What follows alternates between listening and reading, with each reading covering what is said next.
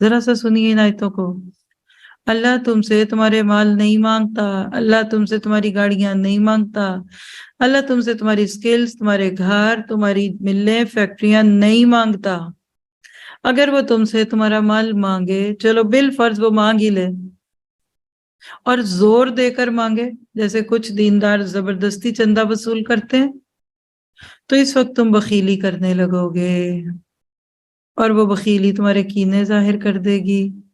دل میں بخل ہو اور کینہ ہو، اللہ کے راستے میں ایک کھوٹا سکہ نہیں دیا جاتا.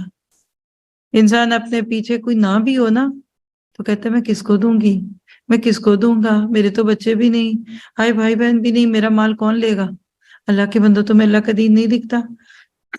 ہزاروں لاکھوں کروڑوں دنیا میں اولادوں پہ لگاتا ہے انسان، پھر بھی بعد میں انہی کی فکر ہے، ان کو کچھ دے دیں.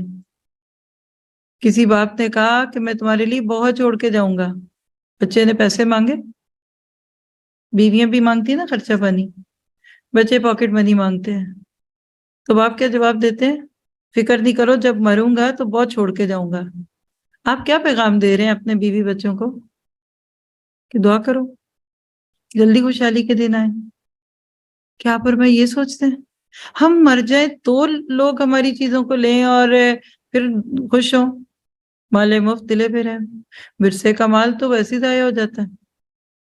نو پین نو گین. زندگی میں اس کو انویسٹ کیجیے، جدھر لگانا ہے، جس کو دینا ہے، بچوں کو، دین کو، بیٹیوں کو، رشتہ داروں کو، غریب پھپھیوں کو، خلاؤں کو، چچیوں کو، مامیوں کو زندگی میں دیجیے.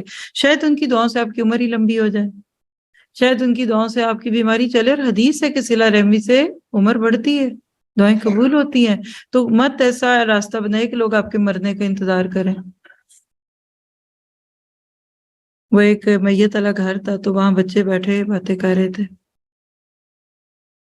اور خوش ہو رہے تھے، کہہ رہے اچھا اس کے پہلے ہم کب ملے تھے، کب وہ چچا کا انتقال ہوا تھا. پھر اس کے بعد دوبارہ اچھا اس سے پہلے کا وہ جب دادی کی ڈیتھ ہوئی تھی. تو یہ جو بزرگ ہے نا اشفاق احمد کا، میں نے جملہ سنا ہوا ہے. تو اشفاق احمد کہتے ہیں کہ وہ بچے میرے پاس آ کر کہنے لگے تایا ابو آپ کب فوت ہوں گے؟ کہا کیوں؟ کہا پھر ہم اس وقت ملیں گے نا. مرنے کے بعد کیا ملے گا؟ اپنی آنکھیں ٹھنڈی کریں، زندگی میں اپنے دین کو پھلتا پھولتا دیکھیں. خوش قسمت ہے وہ لوگ جنہوں نے زندگیوں میں اپنے گھروں کو ڈیووٹ کیا ہے. اور واقعی کراچی آ کے میرا اس چیز پہ دل کھلتا ہے، خوش ہوتا ہے دل. کم از کم یہاں پچھلے 10-15 سال سے کتنی جگہیں آپ کو لوگوں نے اپنے گھروں کو ادارے بنا لیا. اور شکر اللہ کا کہ ادھر کچھ کہتے بھی کوئی نہیں، لیگلی ہوگا تو کرتے ہیں نا. بورڈ تک لگائے ہوئے بڑے بڑے گھر ہے دین کا، اور خود کام کر رہے ہیں، وہاں کروا رہے ہیں، ٹیچرز رکھے ہوئے. اور کیا چاہیے آپ کو؟ آپ کی بھی تو آنکھیں ٹھنڈی ہوں کہ آپ کی قبر میں جا کے ساری ٹھنڈک پہنچنی ہے. یہاں گرمی میں بیٹھے رہے اور ایسی بھیج دیں جا کے پھر قبر میں لگ جائے. غلط طریقہ ہے.